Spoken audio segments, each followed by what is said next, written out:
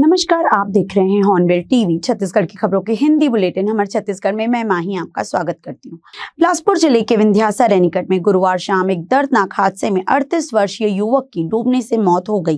घोंघा नदी में बने रैनीकट पार करते समय पानी में बह गई अपनी चप्पल को पकड़ने की कोशिश युवक के लिए जानलेवा साबित हुई। तेज बहाव में संतुलन बिगड़ने से वह गहरे पानी में बह गया। सूचना मिलते ही सक्रिय पुलिस और SDRF की गोताखोर टीम मौके पर पहुंची। करीब 2 घंटे तक चले रेस्क्यू अभियान के बाद युवक का शव पानी से बाहर निकाला गया। मिली जानकारी के अनुसार मृतक की पहचान मुकेश उर्फ हेतराम साहू 38 वर्ष पिता शिव कुमार साहू के रूप में हुई है। वह पेशे से राजमिस्त्री था। गुरुवार 23 जुलाई की शाम लगभग 4 बजे वह विंध्यासा रैनीकट पार कर रहा था। इसी दौरान उसकी चप्पल पानी के तेज बहाव में बह गई। चप्पल को वापस लाने के प्रयास में उसने पानी की ओर कदम बढ़ाया, लेकिन तेज बहाव के कारण उसका संतुलन बिगड़ गया और वह सीधे रैनीकट के गहरे हिस्से में जा गिरा। देखते ही देखते वह पानी में लापता हो गया। थाना सक्रिय क्षेत्र का मामला है। घोंघा नाले में कल पुलिस को सूचना मिली कि एक व्यक्ति बह गया है, जिससे SDRF की टीम, पुलिस की टीम मौके पर पहुंची थी। पता उसका लगाया जा रहा था और फिर पुलिस को वहाँ रैनीकट के पास व्यक्ति का शव प्राप्त हुआ है। पुलिस ने इसमें मर्ग कायम कर लिया, आगे की कार्रवाई पुलिस कर दी है। बिलासपुर के अटल बिहारी वाजपेयी विश्वविद्यालय में आज छात्रों का गुस्सा फूट पड़ा। विभिन्न मांगों को लेकर बड़ी संख्या में विद्यार्थियों ने विश्वविद्यालय का घेराव किया और प्रशासन के खिलाफ जमकर नारेबाजी करते हुए जल्द समाधान की मांग उठाई। अटल बिहारी वाजपेयी विश्वविद्यालय में छात्रों ने अपनी लंबित मांगों को लेकर प्रदर्शन किया। छात्रों ने कहा कि कोनी स्थित विश्वविद्यालय आने जाने में काफी परेशानी होती है, इसलिए नियमित बस सेवा शुरू की जाए। इसके साथ ही सेल्फ फाइनेंस योजना के तहत ली जा रही अतिरिक्त फीस को पूरी तरह समाप्त करने की मांग भी उठाई। प्रदर्शन के दौरान छात्रों ने कार्यक्रम समन्वयक की नियुक्ति को लेकर भी सवाल खड़े किए। उनका आरोप है कि वर्ष 2018 में 2 साल के लिए हुई नियुक्ति का कार्यकाल समाप्त होने के बाद भी संबंधित व्यक्ति पद पर बने हुए हैं और वेतन सहित अन्य लाभ ले रहे हैं। छात्रों ने पूरे मामले की उच्च स्तरीय जांच कर दोषियों पर कार्यवाही की मांग की। विश्वविद्यालय प्रशासन ने मांगों पर जांच समिति गठित करने का भरोसा दिया है। वहीं छात्रों ने चेतावनी दी है कि यदि जल्द समाधान नहीं हुआ तो आंदोलन को और तेज किया जाएगा। आज हमारे अटल बिहारी वाजपेयी विश्वविद्यालय में विश्वविद्यालय की 64वीं कार्य परिषद की बैठक आयोजित हुई थी, जिसमें हम छात्रों के प्रतिनिधिमंडल ने विभिन्न मांगों को लेकर विश्वविद्यालय के उच्च अधिकारियों से अपनी बातों को रखने का प्रयास किया, जिसमें सबसे प्रमुख थी UTD में बहुत समय से लंबी जो हम लोग मांग करते आ रहे हैं बस सुविधा की मांग। हमारे क्योंकि विश्वविद्यालय दूरस्थ कोनी के क्षेत्र में स्थित है, छात्र छात्रा को जाने में बहुत असुविधा होती है। इसलिए हमने कार्य परिषद के माध्यम से अपनी बातों को रखा और विश्वविद्यालय में जल्द बस चलाने की मांग की। साथ ही हमारे यहाँ जो सेल्फ फाइनेंस सीटें हैं, कुछ विश्वविद्यालय कुछ विभागों में सेल्फ फाइनेंस सीटें हैं, मतलब अब छात्र अतिरिक्त फीस देकर उसमें एडमिशन लेते हैं। तो हमारे दृष्टि से कदापि उचित नहीं कि एक सरकारी विश्वविद्यालय में एक ही पाठ्यक्रम में 2 अलग अलग प्रकार के छात्र पढ़ें, किसी की फीस कम हो, किसी की फीस ज़्यादा हो। तो ये जो विसंगति है शुल्क के प्रति, तो हम चाहते हैं कि जो सेल्फ फाइनेंस सीटें हैं उन्हें सामान्य सीटों में परिवर्तित किया जाए। हमारी तीसरी एक और प्रमुख मांग थी, जो कि गंभीर प्रशासनिक मामला है। हमारे विश्वविद्यालय में NSS के जो कार्यक्रम समन्वयक है, वो 2018 में 2 वर्ष के डेपुटेशन के लिए हमारे विश्वविद्यालय आए थे। उनके क्रमशः 2 वर्ष और 1 वर्ष कार्य अवधि बढ़ाने के बाद वो 2023 में उनका डेपुटेशन पीरियड खत्म हो गया। उसके बाद भी वो निरंतर उसी पद में काम कर रहे हैं। वह वेतन संबंधी एवं अन्य वित्तीय लाभ ले रहे हैं, जो कि प्रशासनिक दृष्टि से कदापि उचित प्रतीत नहीं होता। तो हमने इसे उच्च विश्वविद्यालय कार्य परिषद के माध्यम से उच्च स्तरीय जांच करने की मांग की है। साथ ही इसके सक्षम स्वीकृति और अन्य प्रशासनिक पहलुओं सभी को देखने की मांग की है, जिससे कि जो इसके मुख्य विषय है वो सामने आ सके। विश्वविद्यालय के जो मुख्य अधिकारी हैं, जिन्हें छात्र छात्राओं से मिलने के आना चाहिए बाहर, वो तो मिलने नहीं आए, परंतु विश्वविद्यालय में तत्कालिक रूप से उपस्थित हम राष्ट्रपति जी के पूर्व OSD श्री कन्हैया त्रिपाठी जी छात्र छात्राओं के मामलों को उन्होंने आए और गंभीरता से सुना और छात्रों के मामलों में उच्च अधिकारी से बात कर सकारात्मक कार्रवाई का आश्वासन दिया। हम छात्र चरणबद्ध आंदोलन करने के लिए विवश हैं। हम प्रयास करेंगे कि अगर अभी हमारे मांगों का समुचित निराकरण हो जाता तो अच्छी बात है, नहीं तो हम आगे चरणबद्ध आंदोलन करने के लिए बाध्य होंगे। बिलासपुर के सिविल लाइन थाना क्षेत्र में चोरों ने एक सूने मकान को निशाना बनाते हुए लाखों रुपए के कीमती सामान पर हाथ साफ कर दिया। बदमाश घर से कीमती रत्न, हीरे, सोने के जेवर और नकदी लेकर फरार हो गए। सूचना मिलते ही पुलिस और फिंगरप्रिंट एक्सपर्ट की टीम मौके पर पहुंची और मामले की जांच शुरू कर दी है। जानकारी के अनुसार सिविल लाइन थाना क्षेत्र के नेहरू नगर स्थित रजनीश सेठ के मकान में चोरी की यह वारदात हुई है। बताया जा रहा है कि रजनीश सेठ 18 जुलाई से बिलासपुर से बाहर है और उन्होंने घर की सुरक्षा की जिम्मेदारी एक परिचित चौकीदार को सौंप रखी थी। चौकीदार रोज की तरह बुधवार रात घर पर ड्यूटी करने के बाद गुरुवार सुबह अपने घर चला गया। शाम को जब वह दोबारा ड्यूटी पर लौटा और सोने से पहले घर का निरीक्षण किया तो उसने देखा कि मकान के पीछे एसी लगाने की जगह से सामान हटाया गया है। शक होने पर उसने तुरंत इसकी सूचना मकान मालिक रजनीश सेठ को दी। इसके बाद मकान मालिक ने अपने एक परिचित को मौके पर भेजा और पुलिस को घटना की जानकारी दी। ये मकान रजनीश सेठ का है, वो मेरे पारिवारिक मित्र हैं। कल रात को 10 बजे मैं घर पे था तो उनका फ़ोन आया। उन्होंने कहा कि ज़रा मेरे घर चले जाओ, घर पर कुछ गड़बड़ हुई है। जो चौकीदार है वो बता रहा है कि कुछ सामान की उठापटक हुई है, वॉशिंग मशीन वगैरह उल्टी पड़ी है। 15 मिनट बाद मैं यहाँ आया तो चौकीदार के साथ जब पीछे देखा तो विंडो एसी जो है वो नीचे पड़ा हुआ था। टॉर्च की रोशनी पे जब अंदर मैंने देखा तो अलमारियाँ खुली थी, कपड़े बिखरे थे, सामान पूरा अस्त व्यस्त था। पहली दृष्टि में दिख रहा था कि यहाँ पर चोरी की घटना हुई है। उसके पश्चात मैंने 112 को कॉल किया। 112 की टीम 10 मिनट के अंदर ही आ गई। उनके पीछे पीछे पेट्रोलिंग टीम आई।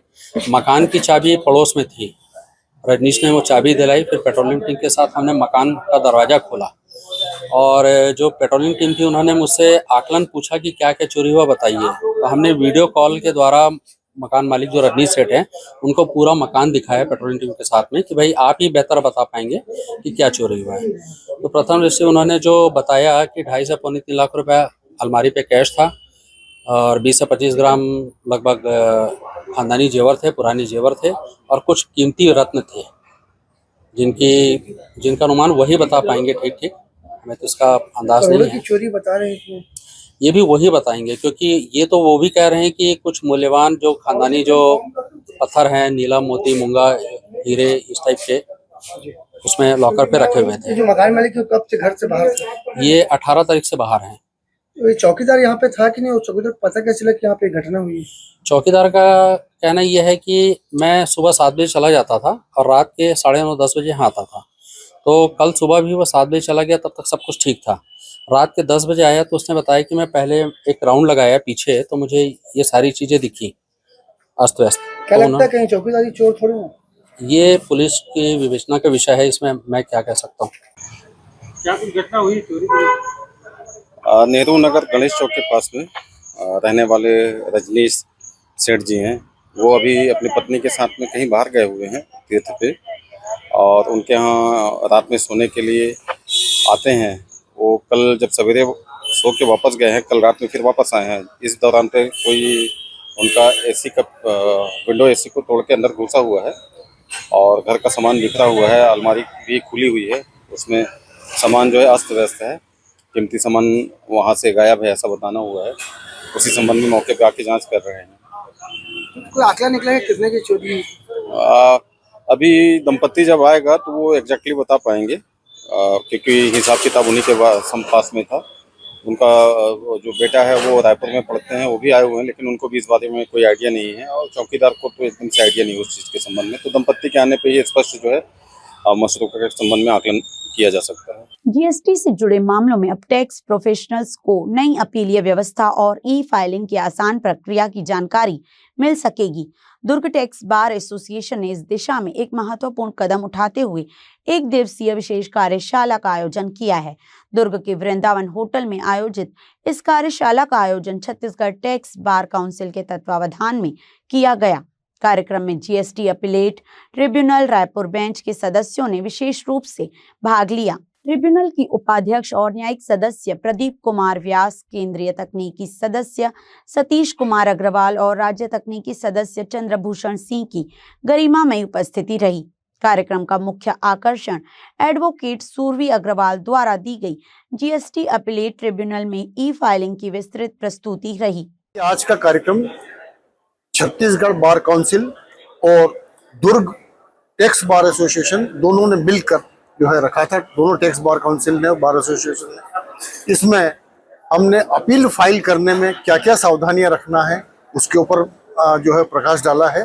और हमारे यहाँ के जो वक्ता है उन्होंने अपील कैसे फाइल की जाती है उसकी पूरी प्रक्रिया बताई है, ताकि हमारे जितने टैक्स पेयर हैं, हमारे जितने एडवोकेट हैं, टैक्स एडवोकेट, उनको अपील फाइल करने में सुविधा हो जाए। उसी को दृष्टिगत रखते हुए कार्यक्रम रखा है। हम टैक्स पेयर से और जो भी असेसी है उनसे आग्रह करेंगे कि 31 जुलाई 2026 तक मैक्सिमम अपीलें फाइल करें, न्याय पाने के लिए आगे आवें, क्योंकि उनके लिए ट्रिब्यूनल केंद्र सरकार ने विशेष रूप से खोला है। और पूरे भारतवर्ष में इसकी 31 बेंच खोली गई, जिसमें से एक रायपुर में है। तो मेरा यही आग्रह होगा कि वो भरपूर आए, अपीलें फाइल करें और न्याय प्राप्त करें हमसे। और हम उसी के लिए कटिबद्ध हैं कि हमारे असेसिस को और हमारे दोनों पक्षों को सुनकर हम शीघ्र सस्ता और सुलभ न्याय उपलब्ध करा सकें। धन्यवाद। आज का कार्यक्रम जो था वो जीएसटी अपीलेट ट्रिब्यूनल, जिसमें कल से सुनवाई शुरू होने वाली है, उस संबंध में लोगों को, हमारे साथियों को, वकीलों को, सीए को, चार्टर्ड अकाउंटेंट को जागरूक करने के लिए आज का ये कार्यक्रम था, जिसमें जीएसटी अपीलेट ट्रिब्यूनल के रायपुर बेंच के तीनों अध्यक्ष महोदय और दोनों सदस्य महोदय पधारे थे। तो छत्तीसगढ़ में जो ये नया इनडायरेक्ट टैक्स ट्रिब्यूनल बनाया है, इससे लोगों को बहुत फायदा होगा। जीएसटी में 9 साल के बाद ट्रिब्यूनल अभी आया है और रायपुर में जो बेंच बनी है उससे लोगों को बहुत फायदा होगा। और जो जानकारी दी जा रही है, जो अपील फाइल करने में लोगों को कुछ भी कोई समस्या हो उसका निवारण होगा और उनकी जो है उनको अच्छा रहेगा, प्रॉब्लम्स उनकी दूर होंगी। एंड हम आशा करते हैं कि इस ट्रिब्यूनल से सभी बिजनेस वालों को, टैक्स और प्रैक्टिशनर्स को बहुत फ़ायदा मिलेगा और पूरे राज्य को फ़ायदा मिलेगा। आती तो दिक्कतें आती हैं, बड़ा सिस्टम है, नया भी है, लेकिन ऐसी कोई दिक्कत सामने भी यहाँ पर नहीं आई जिसका समाधान नहीं हुआ है। और धीरे धीरे वो बेहतर ही हो रहा है। आम लोगों तक क्या मैसेज जाना चाहिए? आम लोगों तक सुलभ और सस्ता न्याय मिले, यही मैसेज जाना चाहिए, जिसके लिए हमारी ट्रिब्यूनल पूरी तरह से कटिबद्ध है।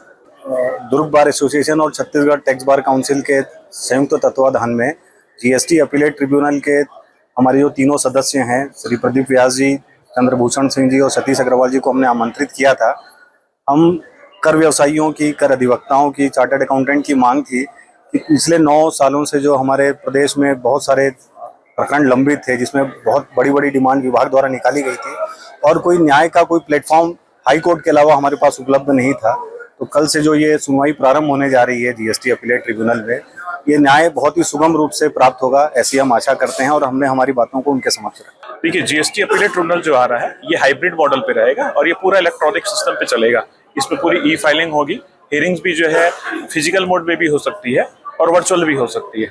आने वाले समय में जितने भी ऑर्डर सीट होंगी, कंप्लायंस होंगे, सारी चीजें ई प्रोसीजर में चलेंगी। ये अपने आप में यूनिक फीचर है और फर्स्ट टाइम जो है छत्तीसगढ़ में या पूरे ऑल इंडिया में आप बोलेंगे तो ट्रिब्यूनल में देखने को मिलेगा।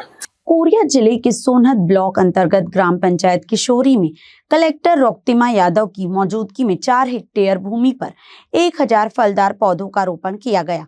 इस दौरान स्कूली बच्चों ने भी बढ़ चढ़कर हिस्सा लिया। साथ ही भूजल संवर्धन के लिए तैयार की गई जल संरक्षण संरचनाओं का निरीक्षण किया गया। कलेक्टर रोक्तिमा यादव ने अमरूद का पौधा लगाकर अभियान की शुरुआत की और कहा कि फलदार उद्यान पर्यावरण संरक्षण के साथ ग्रामीणों की आय बढ़ाने का भी माध्यम बनेगा। वीपीजी रामजी योजना के तहत यहां 50 बोल्डर चेक, 50 रिचार्ज पिट, 600 से अधिक कंटूर ट्रेंच और 250 से ज्यादा 30-40 मॉडल बनाए गए हैं, जिससे वर्षा जल का संरक्षण और भूजल स्तर बढ़ाने का लक्ष्य रखा गया है। जी, मैं आपको बताना चाहूंगी कि गवर्नमेंट ऑफ इंडिया द्वारा 4 जुलाई से 4 अगस्त तक कैच द रेन का कैंपेन चलाया जा रहा है और छत्तीसगढ़ शासन की मोर गांव मोर पानी के तहत आज हम लोगों ने यहाँ किशोरी गांव पंचायत में वृक्षारोपण का कार्यक्रम रखा है, जिसमें आज इस गांव पंचायत में हमने 1000 वृक्षारोपण किए और पूरे जिले में आज हमारी स्व सहायता समूह दीदियों के माध्यम से लगभग 20,000 प्लांटेशन हम कर रहे हैं। साथ ही इस गाँव के बारे में मैं बताना चाहूंगी, 4 हेक्टेयर का ये एरिया है जिसमें कि हमने 30-40 मॉडल्स पे काम किया है और साथ ही कंटूर ट्रेंच, सीपीटी, ये सारी चीजें हमने यहाँ पे की है और काफी इसका जो एनवायरनमेंट में है आगे फायदा मिलेगा। दुर्ग के रविशंकर स्टेडियम परिसर में वर्षों से कारोबार कर रहे दुकानदारों को छत्तीसगढ़ हाईकोर्ट से बड़ी राहत मिली है। अदालत ने जिला प्रशासन को अगले 4 महीने तक किसी भी तरह की बलपूर्वक बेदखली की कार्यवाही पर रोक लगा दी है। साथ ही पुनर्वास और वैकल्पिक व्यवस्था के लिए दिए गए आवेदनों पर सुनवाई कर कारण युक्त आदेश जारी करने के निर्देश भी दिए हैं। दुर्ग के रविशंकर स्टेडियम परिसर में संचालित दुकानों को जर्जर भवन का हवाला देते हुए खाली कराने के लिए जिला प्रशासन ने नोटिस जारी किया था। इसके खिलाफ झम्मन साहू सहित कई दुकानदारों ने छत्तीसगढ़ हाईकोर्ट में याचिका दायर की थी। दुकानें चालू थी जिसमें ऑटोमोबाइल्स ज़्यादा वर्क होता है और भी प्रकार के वर्क होते हैं, जिसके हमने प्रशासन से आज से 8 साल पहले मांग किया था कि कार्यानुसार सबका व्यवस्थापन कर दिया जाए। समाचार पत्रों द्वारा हमें समय समय पर प्राप्त होता रहा कि यहाँ से इसे तोड़ा जाएगा, हटाया जाएगा, जिसके जरिए हम प्रशासन से समय समय पर मांग करते रहे अभी तक। अभी इसमें जो आदेश आया है उसको लेकर क्या कहना चाहिए? आदेश से हम बहुत अच्छी तरीके से संतुष्ट हैं, हाईकोर्ट के आदेश से, और हम उसका सम्मान करते हैं। आज भी हम प्रशासन से निवेदन करते हैं कि कार्यानुसार हमें सुरक्षित जगह पर व्यवस्थापित कर दिया जाए, हम चले जाएं। यहाँ ऑटोमोबाइल्स लाइन ज़्यादा है। ये तो ऐसे टाइप की आईसीयू में बीमार आदमी जब बाहर आता है तो उसका परिवार कैसा खुश होता है, वैसे वाली टाइप की खबर हमको मिली है, जो इस्ते के माध्यम से माननीय न्यायालय ने राहत भरी हमारे लिए खबर दी, और खबर नहीं दी, आदेश जिला प्रशासन को दे दिया है कि बेदखल के पूरे इनका स्थापन किया जाए। तो हम तो चाह ही यही रहे थे, यहाँ बड़ा स्टेडियम बने, अच्छी बात है, शहर के लिए गौरव का विषय होगा, लेकिन हमारी रोजी रोटी को माननीय न्यायालय ने ध्यान में रखते हुए जिला प्रशासन को ये बात कही है कि बेदखली के पूर्व व्यवस्थापन इनका कर दिया जाए।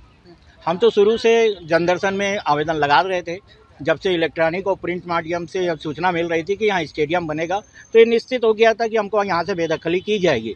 तो हमने अपनी मांग को लगातार जिला प्रशासन से अवगत कराया था, लेकिन जिला प्रशासन ने अनसुनी करते हुए बात को कर दिया और एकदम शॉर्टली टाइम में हमको एक नोटिस दे दिया। जब किसी के पास विपत्ति आती है तो वो कुछ नहीं देखता, सीधे बड़ी हॉस्पिटल की तरफ रुख करता है। ठीक उसी तरह हमने भारत के दिए गए संविधानों का प्रयोग करते हुए नागरिक फंडामेंटल जो राइट्स होता है उसके तहत हमने हाई कोर्ट गए और उनसे न्याय मांगा। हमने कहीं विरोध नहीं किया, उन्होंने हमारी बात को सुना और न्याय तर्क जो हमारा था उसको भी सुना, और उन्होंने ये जो आदेश जारी किया वो हम व्यवसायियों के लिए एक बहुत बड़ी खुशखबरी है। ये तो वो व्यवसायियों में बहुत खुशी वाली बात है, खुशी की बात है कि प्रशासन की जो अचानक भयानक निर्णय लेने से हमारे परिवारों को जो आहत पहुंची थी उससे बहुत बड़ी राहत वाली खबर है। नई स्टेडियम तो पिछले लगभग 55 वर्षों से इसका निर्माण हुआ है, लेकिन आज तक मेंटेनेंस के नाम से एक बार पैरापिट वाल का भी बस संधारण हुआ है, उसके आगे पीछे कुछ नहीं हुआ है। अपन घर भी बनाते हैं तो घर में हर साल दिवाली में पुताई लिपाई है ना, रख रखाव, कहीं टूट फूट है उसका मेंटेनेंस, ये सब काम करते हैं, लेकिन जिला प्रशासन ने तो कभी सुध नहीं ली इसकी। जब से बना है 55 साल में एक ही बार मेरी नज़र में, तो मेरे को तो खुद यहाँ 25 साल हो गए, 25 साल में एक बार पैरापिट वाल का दुरुस्तीकरण किया गया था। और पैरापिट वाल को जब दुरुस्त किया गया तो वो जो मटेरियल उसके जो छज्जा में गिरे हुए थे तो छज्जों को भी साफ़ सफाई करना उचित नहीं समझा, जिसके कारण से जो छज्जे जो है गिर के ख़राब हुए। बाकी देखा जाए तो स्टेडियम अभी जर्जर नहीं हुई है, और नहीं पीडब्ल्यूडी ने केवल इनके द्वारा एक जो प्रस्ताव बनाया था उसको बस दिखाया गया, कहीं प्रमाण पत्र में नहीं है ये चीज़ें कि वो जर्जर है बिल्डिंग। गुरु घासीदास केंद्रीय विश्वविद्यालय में एक प्रोफेसर और छात्र के बीच हुई बहस का वीडियो सोशल मीडिया पर तेजी से वायरल हो रहा है। मामला व्हाट्सएप ग्रुप में भेजे गए एक संदेश से शुरू हुआ, जिसने अब बड़ा विवाद खड़ा कर दिया है। बताया जा रहा है कि बीटेक विभाग के एक प्रोफेसर ने अवकाश के दिन छात्रों को व्हाट्सएप ग्रुप में कॉपी कर दिए गए रिमार्क देखने के लिए सिर्फ एक दिन का समय दिया। छुट्टियों में कई छात्र अपने घर गए हुए थे। इसी दौरान एक छात्रा ने ग्रुप में जवाब देते हुए लिखा, क्या मजाक है सर। इस टिप्पणी पर प्रोफेसर ने छात्रा से उसका रोल नंबर पूछ लिया। अवकाश खत्म होने के बाद जब छात्र विश्वविद्यालय पहुंचा तो प्रोफेसर ने उसे पहचानते हुए कहा, तुम वही हो व्हाट्सएप वाली, कल आना।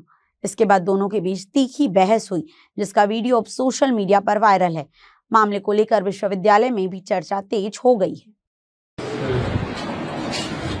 सर आपसे बात हुई थी, मेरी कॉपी देखनी थी। प्रिंसू सिंह 40300170। अच्छा, व्हाट्सएप पर मैसेज। हाँ, तुम तो मेरा कुछ ठंडा करा रहा था, बोल रहा था एंजॉय।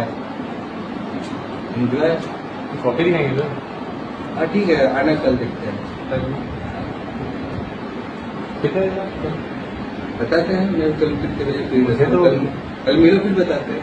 अभी तो बता दीजिए कब कितने में अभी कल का नहीं बता सकता ना। क्यों नहीं बता अब अपने एचओडी से जाके पूछो। एचओडी सर ही भेजे, सीओई सर ही भेजेंगे। क्या सीओई सर से बात अरे ये कैमरा बंद करो। क्यों बंद करो? कुछ भी बोलेंगे आप? ये कैमरा बंद करो ना। मेरे केबिन में मेरा फोटो नहीं ऐसे डायरेक्टली ले सकते हैं, ठीक है ना। अगर तुमको ये करना है तो फिर जा सकते हो। आप मेरी कॉपी दिखाएंगे, मैं तुरंत मैं कॉपी दिखाऊंगा ना, मैं निकाल के रखूंगा, कल आना 10 बजे के आसपास, मैं दिखा दूंगा। बस यही तो पूछ रहा था। हाँ, और ये कैमरा यहाँ पर नहीं, प्लीज, ठीक है ना। चलो। बिलासपुर से बड़ी खबर सामने आई है। छत्तीसगढ़ हाई कोर्ट ने अपने आदेश का पालन नहीं होने पर चिकित्सा शिक्षा सचिव अमित कटारिया के खिलाफ अवमानना नोटिस जारी किया है। कोर्ट ने उन्हें जवाब पेश करने के लिए तलब किया है। जानकारी के अनुसार हाईकोर्ट के पूर्व आदेश का समय पर पालन नहीं किए जाने पर अवमानना याचिका दायर की गई थी। मामले की सुनवाई के दौरान कोर्ट ने इसे गंभीरता से लेते हुए चिकित्सा शिक्षा सचिव अमित कटारिया को नोटिस जारी किया और निर्धारित समय में जवाब दाखिल करने के निर्देश दिए। अब इस मामले में सचिव को कोर्ट के समक्ष अपना पक्ष रखना होगा। मामले को लेकर कानूनी हलकों में भी चर्चा तेज हो गई है। देखिए, जो मामला है ये शासकीय नर्सिंग कॉलेज में डेमोन्स्ट्रेटर के और असिस्टेंट प्रोफेसर की भर्ती से संबंधित है। सन 2021 में सीजीपीएससी ने एक विज्ञापन जारी किया था जिसमें कुल 58 पोस्ट डेमोन्स्ट्रेटर और असिस्टेंट प्रोफेसर के लिए इसमें जारी किया गया था। इसमें क्लॉज 5 था जो कंडीशन, उसमें ये था कि केवल इसमें महिला अभ्यर्थी ही पात्र होंगी। इससे वंचित पुरुष अभ्यर्थियों ने इस विज्ञापन के क्लॉज 5 को और रूल 2013 के मेडिकल एजुकेशन के शेड्यूल 3 नोट 2 को इन्होंने चैलेंज किया और 9/3/2023 को छत्तीसगढ़ उच्च न्यायालय की डिवीजन बेंच ने इस शेड्यूल 3 नोट 2 रूल 2013 और क्लॉज 5 इस विज्ञापन 2021 के इसको अनकॉन्स्टिट्यूशनल मानते हुए इसे कॉश कर दिया था। इसी कथित अनुपालन ना होने के आधार पर इन्होंने अवमानना याचिका दायर किया गया और 23 जुलाई 2026 को माननीय उच्च न्यायालय ने इस याचिका पे संज्ञान लेते हुए मेडिकल एजुकेशन डिपार्टमेंट के सेक्रेटरी श्री अमित कटारिया जी को नोटिस जारी कर जवाब तलब किया गया है। एक पौधा एक संकल्प और एक संदेश पूरी दुनिया के नाम प्रधानमंत्री नरेंद्र मोदी के एक पेड़ मां के नाम अभियान को बिलासपुर के नन्हे बच्चों ने अपनी आवाज दी। शहर के तोरवा चौक पर स्कूली बच्चों ने नुक्कड़ नाटक के जरिए लोगों को बताया कि पेड़ सिर्फ ऑक्सीजन नहीं बल्कि आने वाली पीढ़ियों की सबसे बड़ी पूंजी है। बच्चों ने राहगीरों से अपील की कि हर परिवार कम से कम एक पौधा जरूर लगाए और उसे पेड़ बनने तक जिम्मेदारी से संभाले।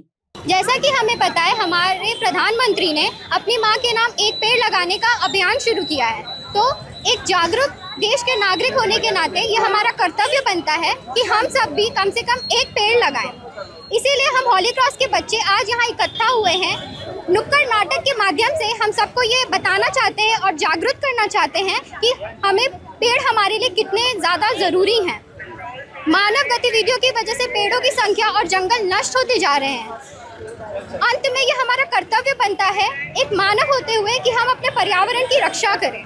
छत्तीसगढ़ के पूर्व मुख्यमंत्री एवं कांग्रेस के राष्ट्रीय महासचिव भूपेश बघेल ने पेपर लीक के मुद्दे पर केंद्र सरकार पर तीखा हमला बोला। उन्होंने कहा कि देश भर में लगातार हो रही पेपर लीक की घटनाओं से छात्रों और युवाओं में भारी आक्रोश है। सरकार की हठ धर्मिता के कारण लाखों विद्यार्थियों का भविष्य संकट में पड़ गया है। भूपेश बघेल ने आरोप लगाया कि सरकार युवाओं के हितों की रक्षा करने में पूरी तरह विफल रही है। उन्होंने केंद्रीय शिक्षा मंत्री धर्मेंद्र प्रधान से नैतिक जिम्मेदारी लेते हुए तत्काल इस्तीफा देने की मांग की। साथ ही पेपर लीक के लिए जिम्मेदार अधिकारियों और कर्मचारियों के खिलाफ कड़ी कार्यवाही करने की भी मांग की। उन्होंने कहा कि छात्रों पर हुए हमलों और उन्हें आत्महत्या के लिए उकसाने या मजबूर करने वाले लोगों के खिलाफ भी सख्त कानूनी कार्यवाही होनी चाहिए ताकि युवाओं का शिक्षा व्यवस्था पर विश्वास कायम रह सके। आज पूरे देश भर में अलग अलग बड़े शहरों में, छोटे शहरों में, कस्बों में पेपर लीक के मामले में पूरा देश आंदोलनरत है और सरकार के हठधर्मिता के कारण से आज छात्रों का भविष्य, बच्चों का भविष्य अंधकारमय हो गया है। एक ही मांग है कि शिक्षा मंत्री प्रधान का इस्तीफा हो। दूसरा, जो जिन बच्चों ने आत्महत्या की या उनको मुआवजा मिले उनके परिवार वालों को। दूसरा, जिन पे हमला हुआ है बच्चों पे, जो दोषी अधिकारी कर्मचारी हैं उसके खिलाफ कार्रवाई हो। और ये जो नीट की जो परीक्षा है वो उसमें कोई ढिलाई कोताही नहीं होनी चाहिए। आज के बुलेटिन में बस इतना ही। मुझे दीजिए इजाजत। देखते रहिए हॉर्नबिल टीवी।